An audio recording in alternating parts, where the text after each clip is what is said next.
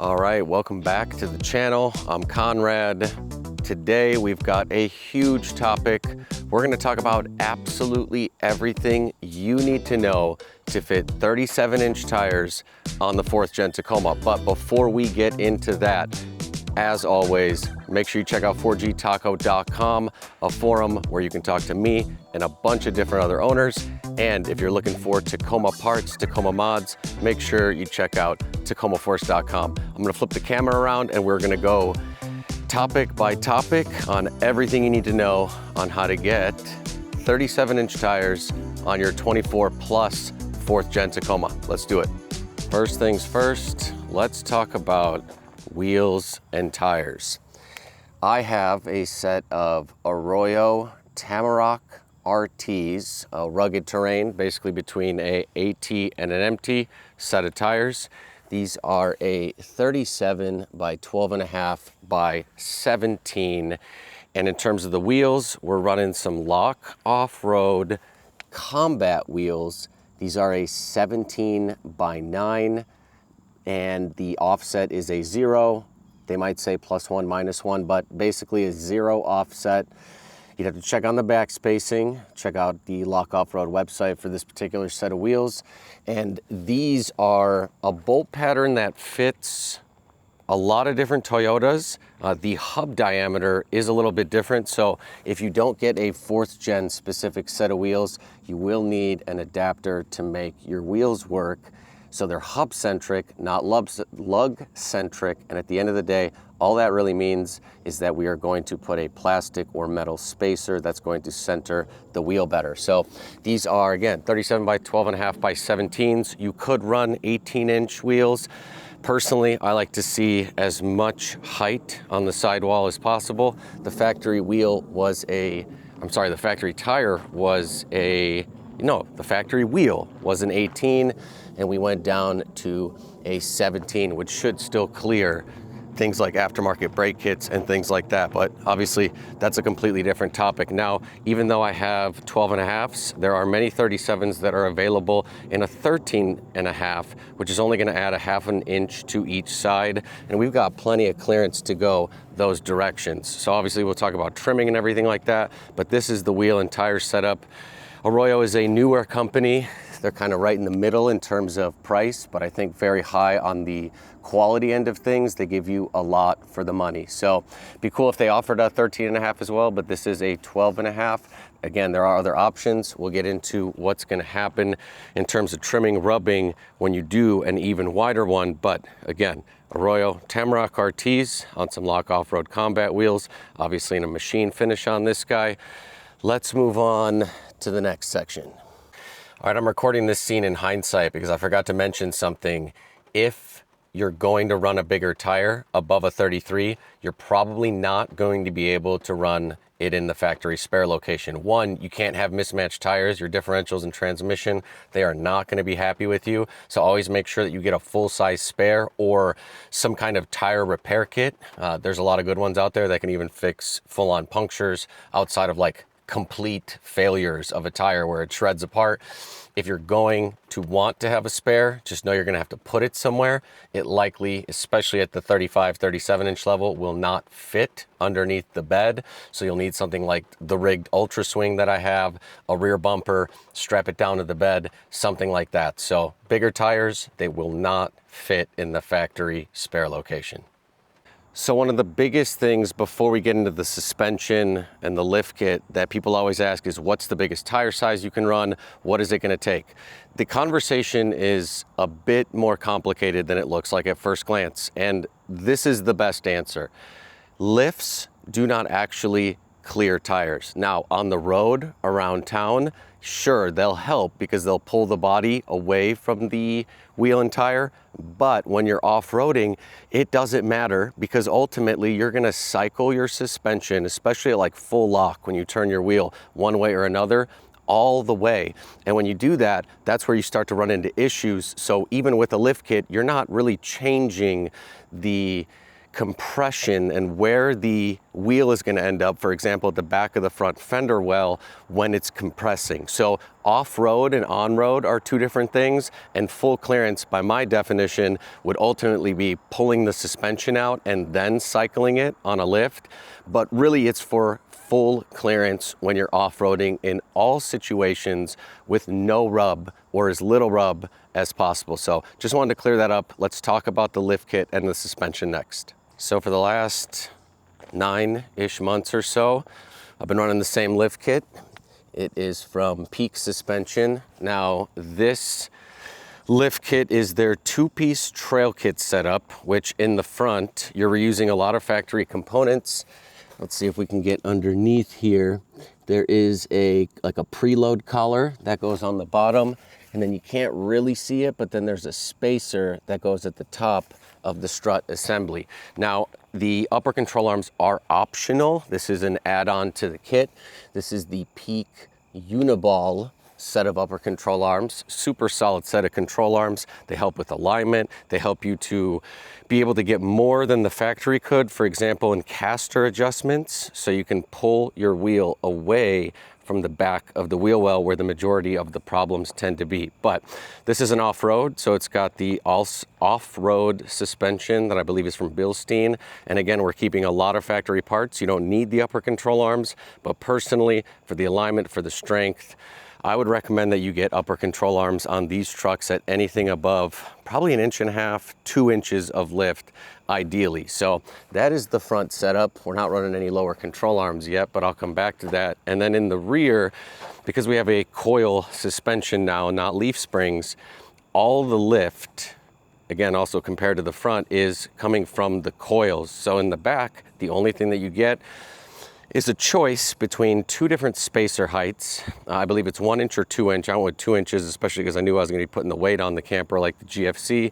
You're retaining all the factory shocks in the back. You're retaining the spring, and you're getting that spacer that's going to give you that lift. Now, again, on the alignment side of things, adjustment, you can get uppers. You can also get lowers, a lot of performance lowers. Sure, they might give you a little bit more travel, usually downward, right? And also other aftermarket suspensions. But sometimes they also do make it easier to adjust. So not only are you beefing it up, sometimes a lot of them have more clearance than the factory does. Little skid plates like the ones from Dirt King. But at the end of the day, you could go as simple as a 2-piece trail kit, or you could try to fit these without any lift at all if you want to keep the center of gravity down. Now, personally, I like the lift because it gives you more clearance all around, not even just necessarily for the tires. A little bit of ground clearance in the front, and obviously when you're approaching angles and stuff, you want at least a little bit more lift, but I know plenty of people who wheel without lift kits. Are they nice to have? Of course. Are they better than the stock suspension? Of course. But if you're on a budget or you don't feel the need to wheel your truck super hard just yet, something like the Peak kit is a really good first step. All right, next up, body and frame modification. So we're going to talk a lot about trimming and cutting and what was done to make these fit. Now, offset is always going to play a big role. So you will technically, I should have said this in the wheel and tire section, but you will technically trim less and rub less the smaller and closer to factory that your offset is. Now, I'm running night top carbon fiber flares. We've got a video of that on the channel. Got a lot of videos on the channel about a lot of these mods that I have on here if you were interested. But I'm running these aftermarket flares, which do stick out a little bit more. Personally, I like the poke. I like the width without getting too crazy and being like, you know, foot outside the wheel well. But if you're running a factory truck, the trimming will be similar. This is just to give you an idea of what you need to do. And if you're doing like a front bumper, maybe a high clearance rear, obviously that's going to change things a little bit in terms of fitment, because you already for like a full bumper have to cut, and then you lose all of this stuff down here. So you have a ton of room and you don't have to do stuff like this. But let's start in the front of the wheel well. So in the front of the wheel well, you can see we have cut the fender flare. You can see that I've cut the liner. Let's go in here so the exposure adjusts. I've cut the liner. Now, maybe this is a bit aggressive. I feel like one day I'm gonna lose these liners anyway, so I cut them as clean as I possibly could, so nothing is catching over here. We thought that potentially there might be a little bit rubbing in here on this metal cross member, which again, if you have a front bumper, you're gonna lose that guy, but I really didn't touch that. But if you had, for example, like a very positive offset and that wheel comes in more, that's also gonna lend itself to more contact over there, right? Just so you guys know, there's the control arm clearance. Hopefully you can see that. There's more than enough, even to fit a 13.5, just wanted to mention that. But I was originally gonna pull these out. Technically, you might want to or get a bumper, but at the end of the day, it's a smooth surface. So even if you do rub at the extremes, it is not a huge deal. So over here, you can see I have a nice sloped cut all the way up through here. I wanted to retain that guy right there. So I cut as high as I thought I would need to, referencing a lot of different people and truck builds and tons of phone calls. We did a little bit of trimming down here, so you can see there's a chunk about that big that's missing from the front bumper. Again, you can see everything I did on the fender, and if you guys look right here, there's a little bracket that I've painted black that sticks out probably to like right here. Would it have hit the tire? I'm sure at some point, but if you just trim it off, lop it off, and then seal up the cut with some paint, that's gonna be a big one. Let's go over to the back, because the back is typically the biggest issue. So first thing I wanna call out is that from the factory, Toyota has like this bolt-on body mount right here. And there's a bunch of brackets. They're super easy to remove. You just grab your bolts, you grab your tools, you get the bolts off, everything comes right off. So I have not needed to do a chop yet, although when I was with Tuan from R4T, maybe it's because he has a different offset than I do, technically less, but they did a chop. I have not rubbed here at all. If we look real close, I cut off a bracket right here.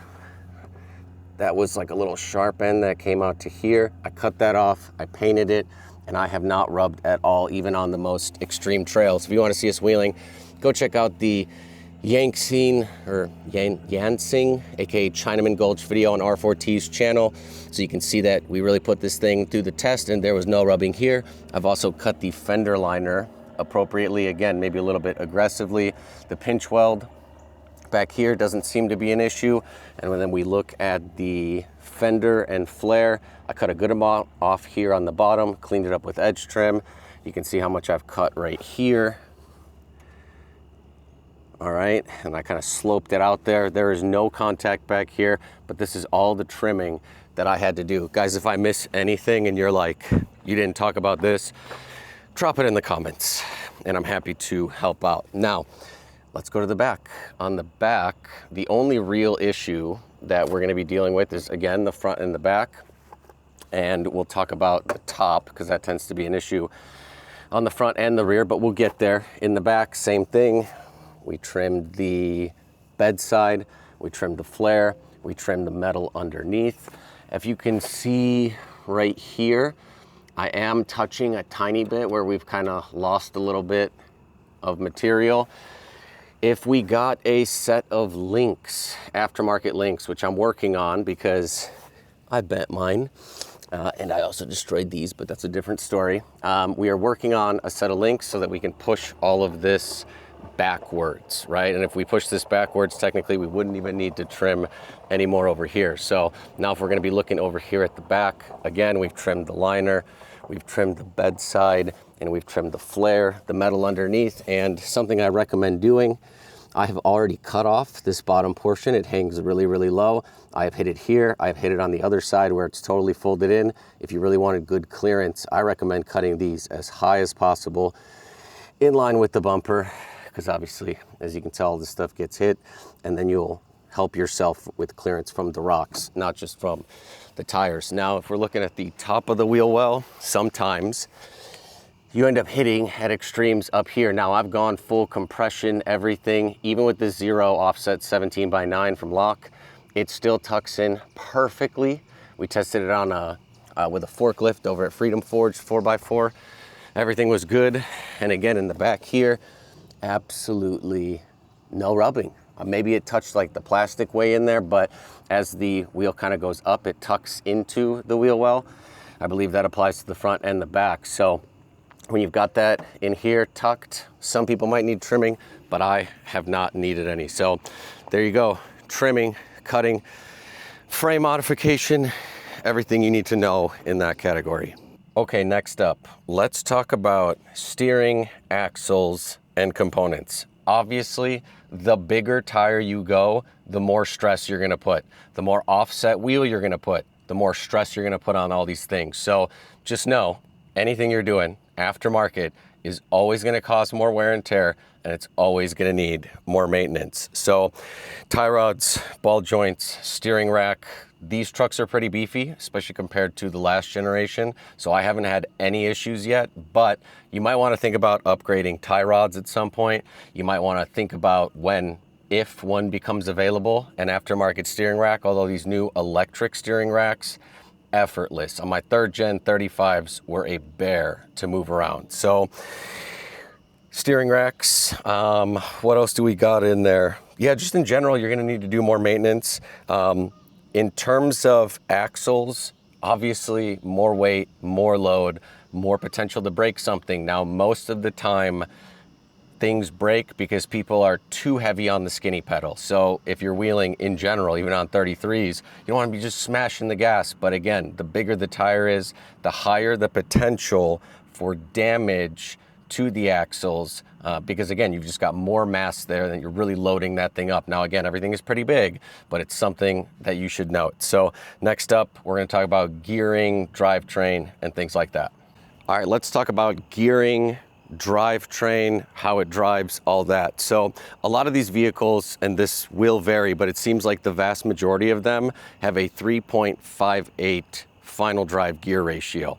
Could you benefit from upgrading your gears? Absolutely. As far as I know, Revolution right now might be the only one who has confirmed fitment for one, and a second one coming down the road. Tuan blew out his diff from R4T and he put in some Revolution 488s. So you'll have the option between 488s and 529s. And that's also going to depend on your rear axle, because some of them have different rear axles. It's probably going to take longer on a smaller rear end and larger rear ends to make sure that we have fitment across everything. We'll see about the availability, but 2 options, and I would recommend it. Like, yes, it's going to cost you money, but at the end of the day, I would also throw in a front e-locker, like something from Eaton, and I would do that to restore near to factory drivability, better torque, all those kind of things, right? So 488s or 529s, if you ask me, I'm going 529s. If we don't end up doing, like, I don't know, portals or something on here that have gear reduction built into the boxes, we'll definitely be doing 529s. Who knows? 37s, they're starting to look a little small. I might go 38s at the extreme end. I think it'd be cool to put 40s, and the hybrid has the larger rear axle. So this has, I believe it's the 9.5-inch rear end, which I think is the same thing that's in the Tundra, or was, or is, whatever it is. It's a big axle. It's only a little bit smaller than a Dana 60. So technically, back to, you know, the maintenance side of things and the wear and the stresses put on the components, something like these trucks that have the hybrids, the bigger axles, the trail hunters, the pros, whatever model that ultimately ends up coming with that, this is technically better suited to run bigger tires than, for example, like on Tuan's truck, where he's got the smaller rear axle and also running 37s, and he's potentially running into some issues there when really roasting those. Again, easy on the throttle. So acceleration on the hybrid is actually pretty good. If we look at, I'm just gonna sit down over here. Bunch of people walking around, probably think I'm some weird guy talking about his truck to himself. But anyway, acceleration on the hybrid, I love the hybrid. It's probably one of my non-negotiables for buying one of these vehicles. I think it delivers more than enough value given the added cost. I recommend you go with the hybrid. I've driven the non-hybrids. They do not drive nearly as good as this. And now that I'm used to this one, I feel like they're super, super slow, especially on the low end before the turbo starts to spool up, which is where the electric motor helps. But acceleration, drivability, of course you can tell that there's some kind of an impact on everything. But again, with the hybrid, it's doing great. I'll touch on MPG and a couple other things in a second, but it's been good. I don't necessarily tow very much. Sometimes I'll have a camper trailer, but I've got the Go Fast, a bunch of mods, steel armor, things like that. All of these things are ultimately going to impact how the truck drives. I'll touch on braking in a second, but at the end of the day, accelerating, It feels really good given that these are big, heavy tires. Now to touch on braking real quick, that's probably one of the major impacts that I've noticed is that the brakes, obviously with all this weight, with all the bigger tires, with everything, are definitely not stopping the truck as fast. Now, what can you do about that? Maybe get some more aggressive pads, rotors. Those usually don't have like massive gains, although I guess it depends on who you ask. We'd have to do some testing. Ideally, a big brake kit, like something I believe Power Brake is about to release one, that's gonna really solve a lot of those issues, right? I think that's everything here. If I missed anything, I'll touch on it in the next sections. I forgot to touch on this, strain on not just all the components, but strain on the transmission. Now, these vehicles have already shown that in two-wheel drive, four-wheel drive, high, and even sometimes low, even in my experience, the transmission is definitely working harder. I think Toyota needs to do something, either update the software or give us an aux cooler, a bigger one. I don't know. Like, I feel like maybe something could be tuned in terms of the cooling cycles and how the engine and the ECUs and TCUs or whatever manage all that. But I have noticed the transmission does heat up faster. Typically, to put it in 4 low, you will avoid any issues that you would experience with that. But if you're, brake gas, climbing, decline, I mean, a lot of climbing, right? If you're going up, you're at high elevations, you're really working this thing, things are heating up, just know that the transmission, I would keep an eye on it. I think what I'm gonna end up doing if Toyota doesn't have a solution is throwing in a larger or dedicated transmission fluid cooler to help with that, which is something I've done on all my Toyotas, whether it was a bigger radiator that also cools the transmission fluid more efficiently, or again, a inline additional aux cooler that's mounted kind of behind the grill and everything like that. So let's go on to the next section. All right, it's raining, but we're just gonna keep going. Hopefully we don't get completely poured on. Braking and stopping power, we already touched on it in a major way. Obviously, more weight, more unsprung mass, all of that is going to have a negative impact. There's definitely reduced stopping power. I recommend that big picture, especially if you're going to the extent that I am with all these parts and components and weight, that you upgrade your braking system.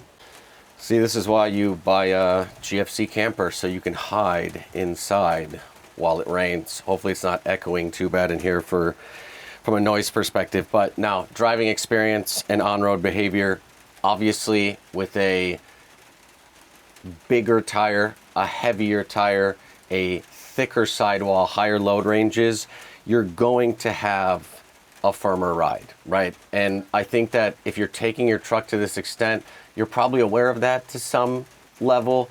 Obviously, if you're doing just like a daily driver, just 37s by themselves on like a C or a D load tire, probably not going to be a big deal. But again, something to note as you put more and more stuff on there. If you upgrade your suspension to like a 2.5 or a 3.0 kit, obviously you can help with some of that, but you will end up seeing a difference in ride quality and comfort, although it's nothing that to me has made me look at the truck and been like, it rides like crap. And I don't even have a full suspension yet, so do with that what you will. I'm also running, these are F loads, so they are very stiff. And it is firmer, but it's not the end of the world. If we're talking about stuff like highway manners and just on the road, obviously any aftermarket aggressive tire is going to be louder. It's going to make more noise. Again, pick a less aggressive tread if that's something that you don't want to have, like an AT versus an MT, or like I have an RT from Arroyo right down the middle. No vibration, no tracking issues. Fuel economy. Now that's definitely a big one. Before I started to do all this stuff, I was doing like the projected fuel numbers that Toyota talks about for the hybrids. I think it's like 22, 24, city and street and the city and highway. And I was getting those. So now adjusted, and I do a little bit of spirited driving, but I don't drive, too crazy around town on the daily. I'm doing about 16.5, 17, maybe 17.5 mpg, which non-re-geared with all the weight I have, with everything on this truck, is actually really amazing. to only lose like 3-4 mpg. I've seen some people with stock non-hybrids have terrible mpg, like worse than mine on 35s or 34s with less weight than I have in the truck. So these are all things to think about. Let's see what else we got. Parking doesn't really make a big difference. Driving, tight maneuvering, obviously if the tires are bigger and they stick out more, just get a little bit less, call it visibility or call it clearance from what's around you. But again, if you're careful, you should be good. Now, I know a lot of people, most people are probably daily driving, especially a truck this new.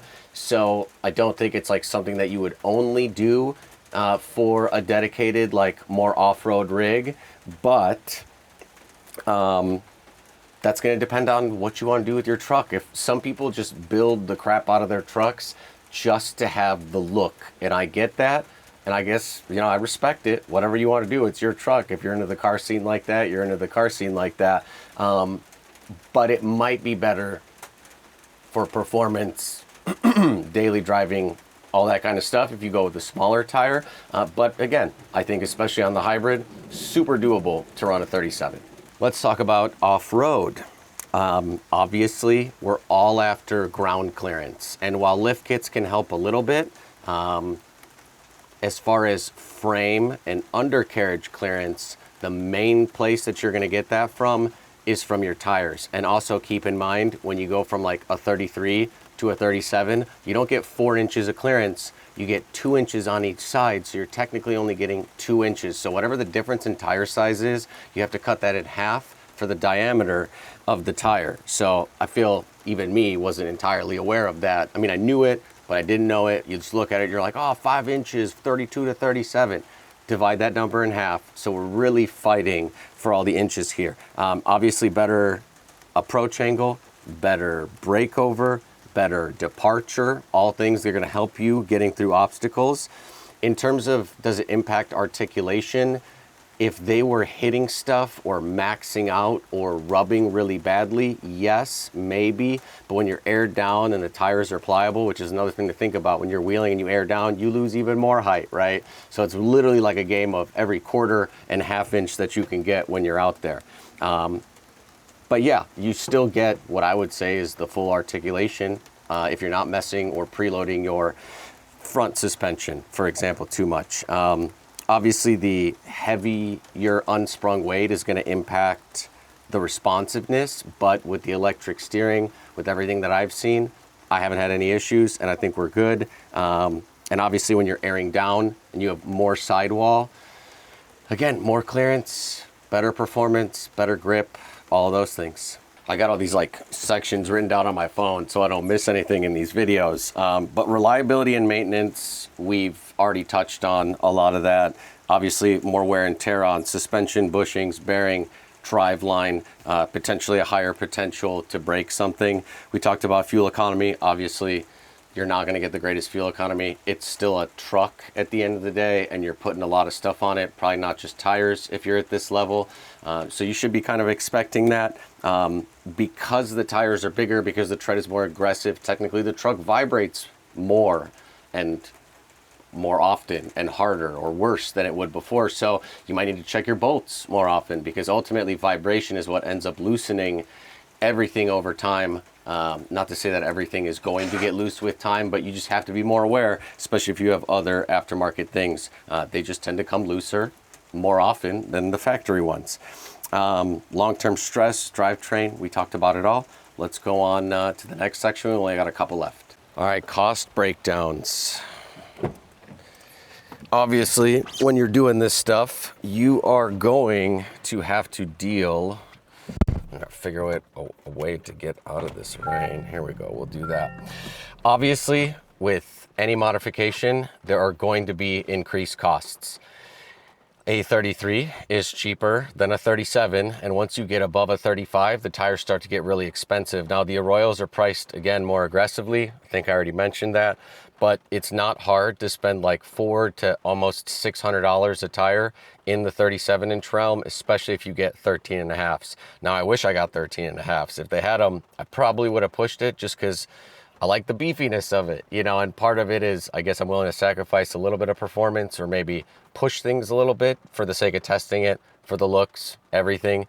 I think it's hard to deny that a part of the reason why we do this is because it looks good compared to like a set of 33s, which I had before the 37s. The 37s made a really big difference. But yeah, cost breakdown wise, you're going to spend more money. You're going to spend more money on tires. You're going to spend more money on supporting mods. It's not just throw the tires on. And if you're not spending money, meaning having someone do all the work, at the least, you have to do the work yourself, so it's going to take you time. So from a cost perspective, just know you're going to be paying more for tires, and you're going to have to spend more money overall to make sure that the truck is functional, and that's going to cost you money. All right, so alternatives, or who should run these. And again, I've kind of touched on a lot of this stuff. I'm gonna get out of the rain over here. I've kind of touched on a lot of this stuff already, but just know what you're getting into, right? If you're not planning on wheeling super hard, if the look isn't for you, if you're concerned about fuel economy, if you're concerned about stress on components, you might be good with like a 33 or a 34 or a 35, right? So just really weigh your situation, and I'm not telling you not to do it. I encourage people to build their trucks out, go crazy, wheel hard, go camping, get out often, but it's not for everybody. So think about your alternatives and tire sizes, think about all the impacts that you're gonna have here, and at the end of the day, make the right decision for your truck, and just know that there's a lot that goes into this situation, and potentially you get into the full-on, I'm gonna build absolutely everything out on this truck, gears, wheels, tires, I mean, everything, right? It's going to end up costing money. So, you know, these trucks aren't cheap. You're kind of, I guess I shouldn't say investing, but you're spending money. Just make sure so that you're doing the spending in a way that's gonna work best for you, so you're not gonna regret it, and so you don't ruin your truck. All right, I think that's gonna be it. It's raining more and more out here. Just know that I stuck out this whole video just for you guys, and I hope it helps. Again, if there's any questions, anything you need, make sure you check out all the links, you know, that I'll put down there. Tacoma Force, 4gtaco.com. Links to the maybe wheels, tires, lift kits. Check out our page for other content, like when we were installing the lift kits and a couple other things like that. But yeah, I hope this helps. Thanks again for sticking around for this one. If I missed anything, drop a comment, drop a like, all those good things. Thanks for sticking around. I know this was a very long video. I'm gonna go home now. I'm gonna get out of the rain. We'll see you on the next one.